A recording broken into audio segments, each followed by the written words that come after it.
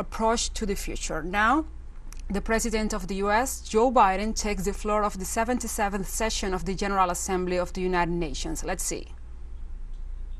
Mr. President, Mr. Secretary General, my fellow leaders, in the last year, our world has experienced great upheaval.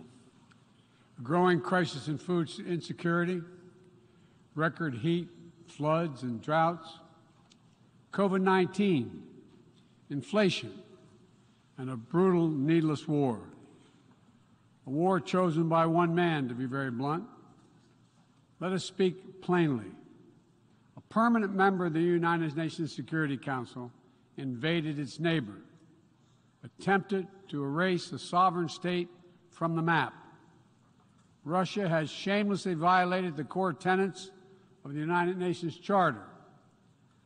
No more important than the clear prohibition against countries taking the territory of their neighbor by force.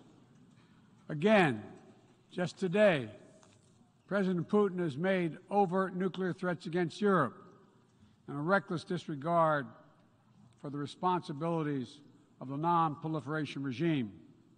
Now, Russia's calling up more soldiers to join the fight, and the Kremlin is organizing a sham referenda to try to annex parts of Ukraine, an extremely significant violation of the UN Charter. This world should see these outrageous acts for what they are. Putin claims he had to act because Russia was threatened. But no one threatened Russia, and no one other than Russia sought conflict. In fact, we warned it was coming, and with many of you we worked to try to avert it.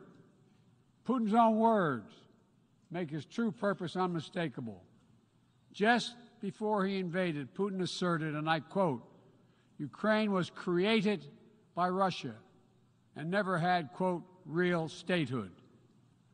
And now we see attacks on schools, railway stations, hospitals, on centers of Ukrainian history and culture. In the past, even more horrifying evidence of Russia's atrocity and war crimes. Mass graves uncovered in Izium, bodies, according to those who excavated those bodies, showing signs of torture.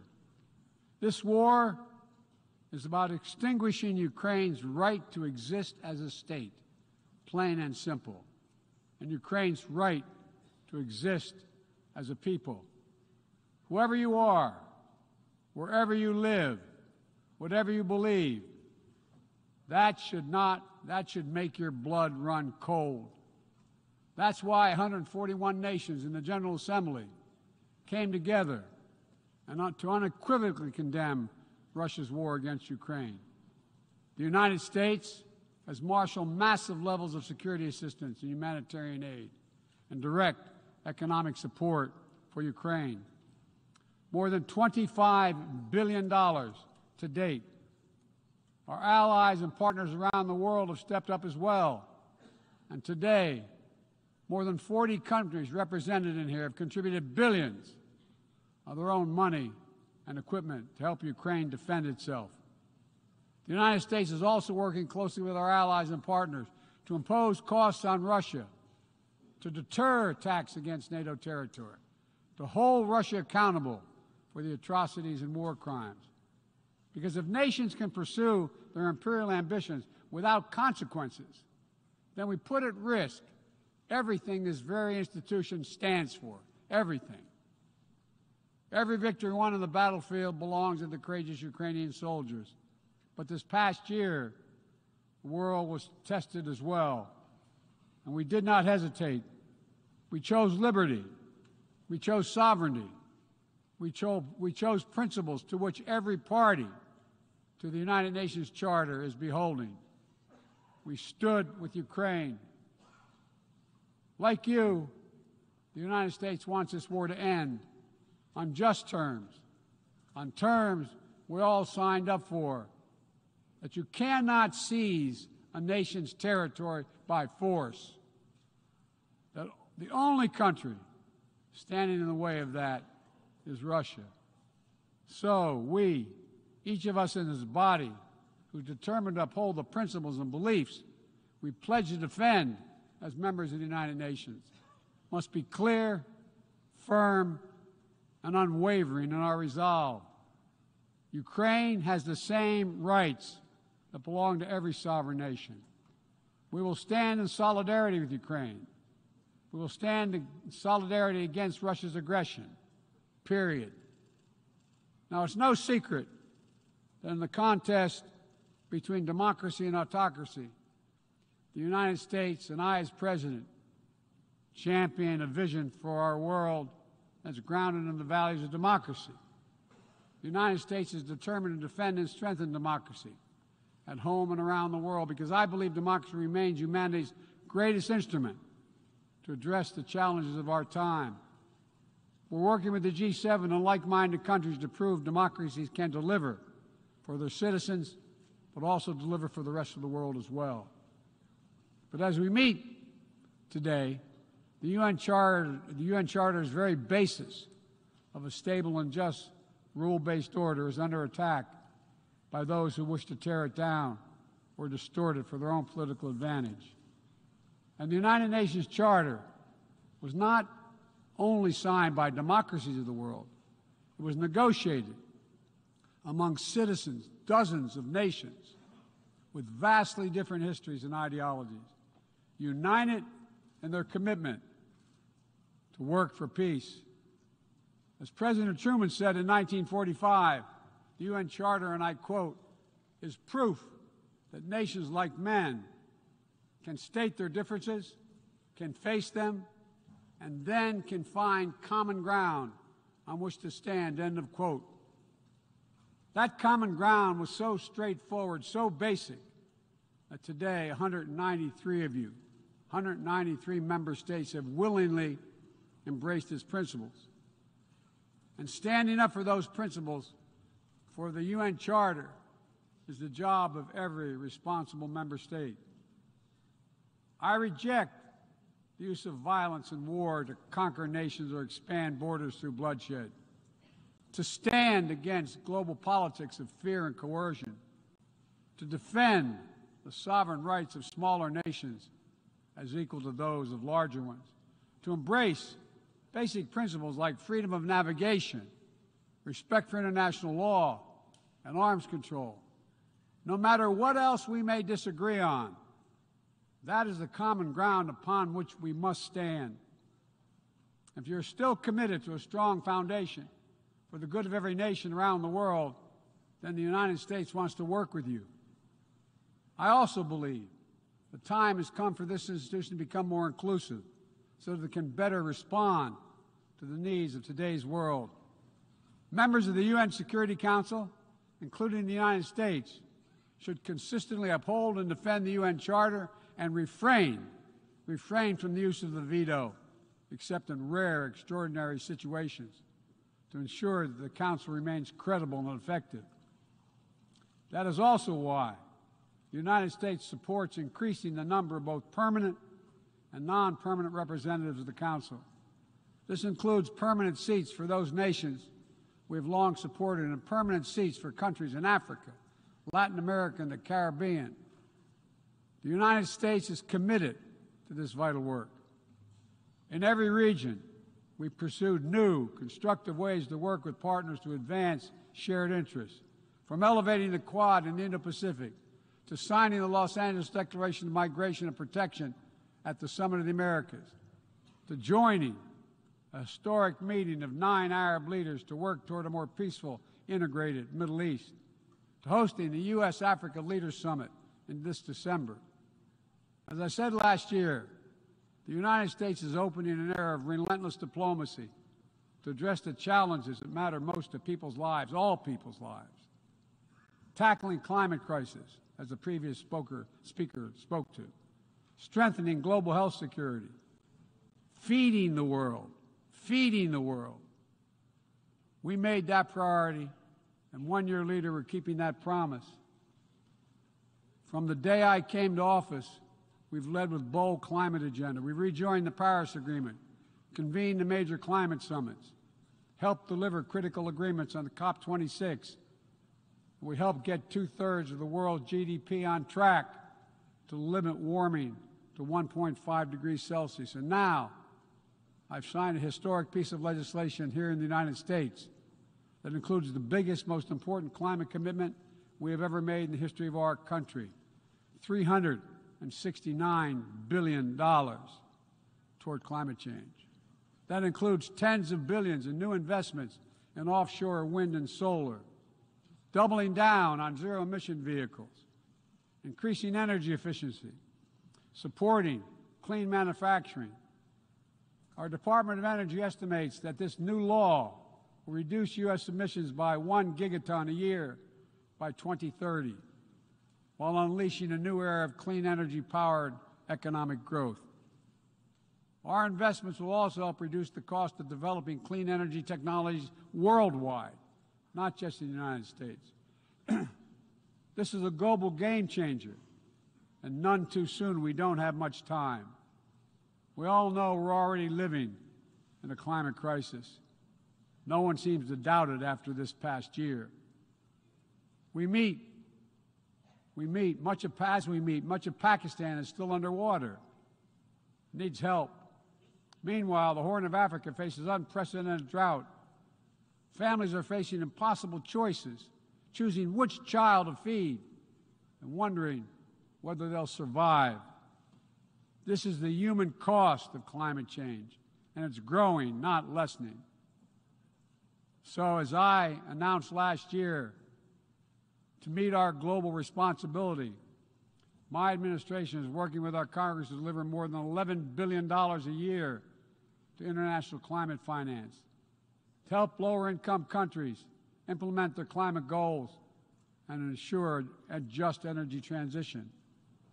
The key part of that will be our PEPFAR plan, which will help 500 million people in especially vulnerable countries adapt to the impacts of climate change and build resilience. This need is enormous. So let this be the moment we find within ourselves the will to turn back the tide of climate devastation, and unlock a resilient, sustainable, clean energy economy to preserve our planet. On global health, we've delivered more than 620 million doses of COVID-19 vaccine to 116 countries around the world, with more available to help meet countries' needs.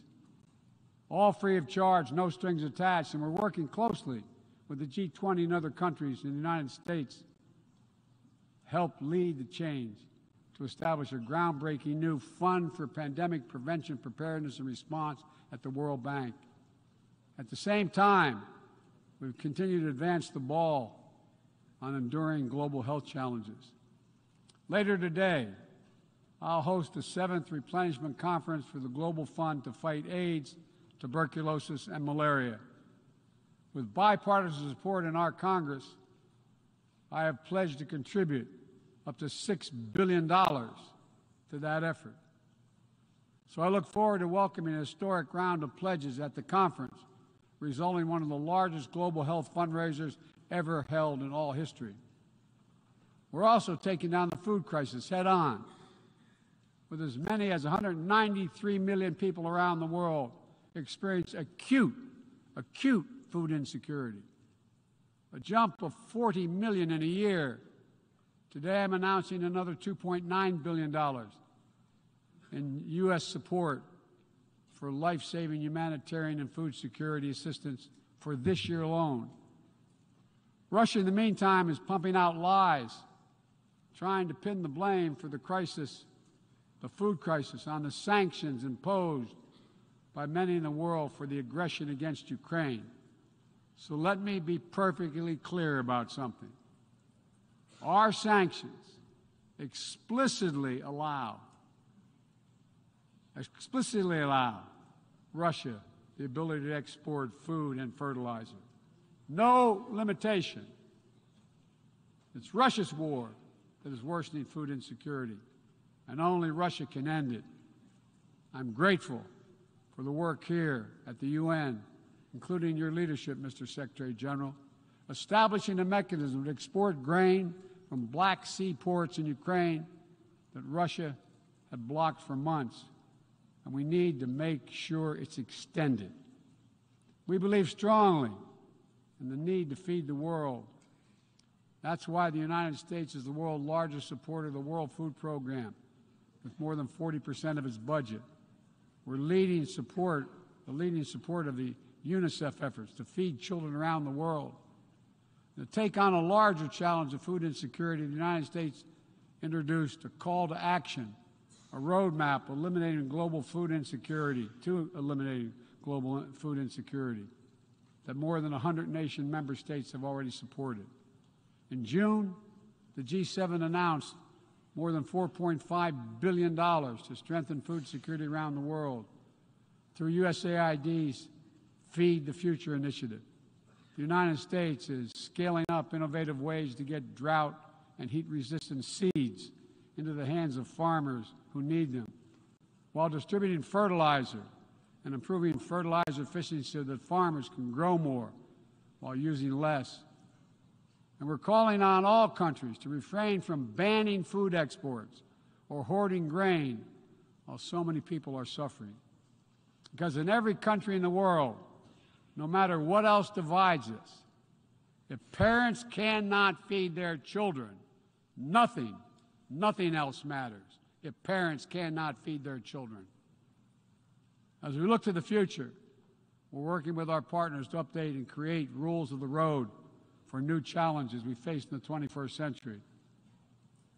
We launched the Trade and Technology Council with the European Union to ensure that key technologies are developed and governed in the way that benefits everyone. With our partner countries and through the UN, we're supporting and strengthening the norms of responsible state behavior in cyberspace, and working to hold accountable those who use cyber attacks to threaten international peace and security. With partners in the Americas, Africa, Europe, and the Middle East, and the Indo-Pacific, we're working to build a new economic ecosystem where every nation gets a fair shot, and economic growth is resilient, sustainable, and shared. That's why the United States has championed a global minimum tax, and we will work to see it implemented so major corporations pay their fair share everywhere. It's also been the idea behind the Indo-Pacific Economic Framework, which the United States launched this year with 13 other Indo-Pacific economies. We're working with our partners in ASEAN and the Pacific Islands to support a vision for a critical Indo-Pacific region that is free and open, connected and prosperous, secure and resilient. Together with partners around the world, we're working to secure resilient supply chains that protect everyone from coercion or domination, and ensure that no country can use energy as a weapon. And as Russia's war riles the global economy, we're also calling on major global creditors, including the non-Paris Club countries, to transparently negotiate debt forgiveness for lower-income countries, to forestall broader economic and political crisis around the world. Instead of infrastructure projects that generated huge and large debt without delivering on the promised advantages, let's meet the enormous infrastructure needs around the world with transparent investments, high-standard projects that protect the rights of workers and the environment, keyed to the needs of the communities they serve, not to the contributor. That's why the United States, together with fellow G7 partners, launched a Partnership for Global Infrastructure and Investment. We intend to collectively mobilize $600 billion in investment through this partnership by 2027. Dozens of projects are already underway.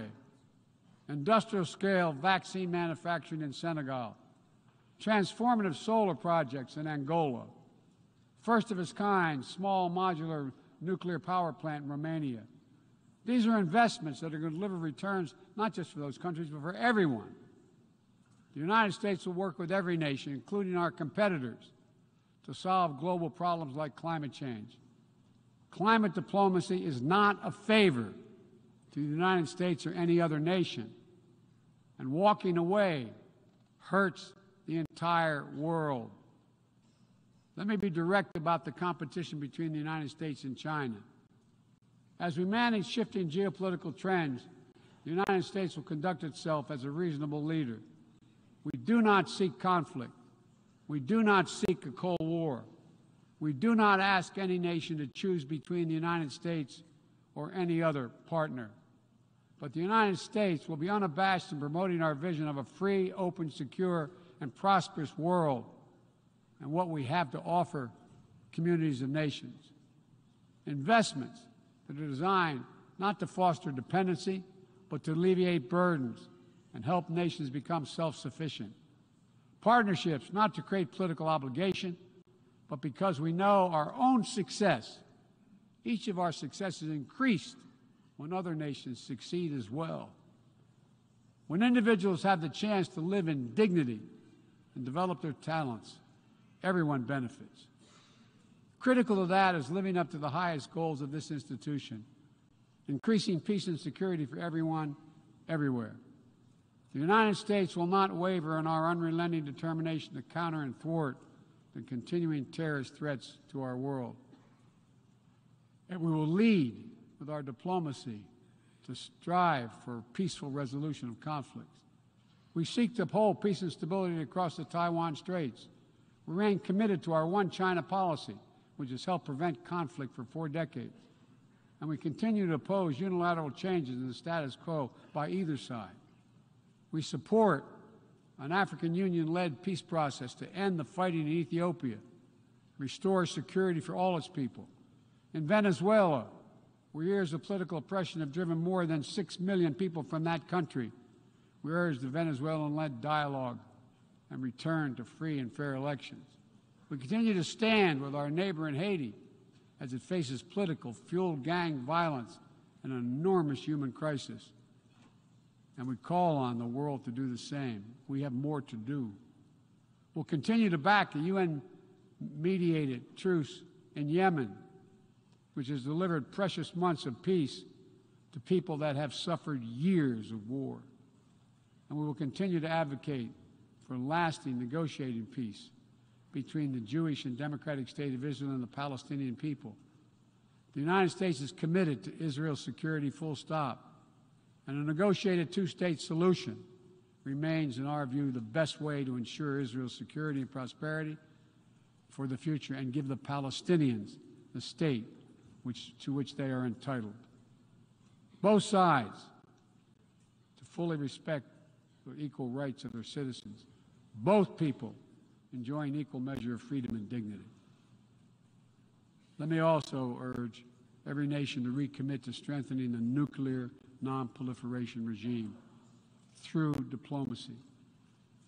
No matter what else is happening in the world, the United States is ready to pursue critical arms control measures. A nuclear war cannot be won and must never be fought. The 5 permanent members of the Security Council just reaffirmed that commitment in January. But today, we're seeing disturbing trends. Russia shunned the non-proliferation ideals embraced by every other nation at the 10th NPT Review Conference. And again today, as I said, they're making irresponsible nuclear threats to use nuclear weapons.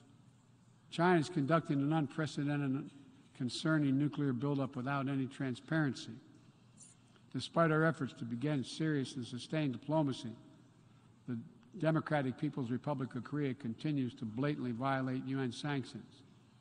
And while the United States is prepared for a mutual return to the Joint Comprehensive Plan of Action if Iran steps up to its obligations, the United States is clear. We will not allow Iran to acquire a nuclear weapon. I continue to believe that diplomacy is the best way to achieve this outcome.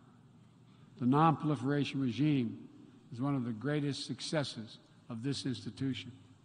We cannot let the world now slide backwards, nor can we turn a blind eye to the erosion of human rights.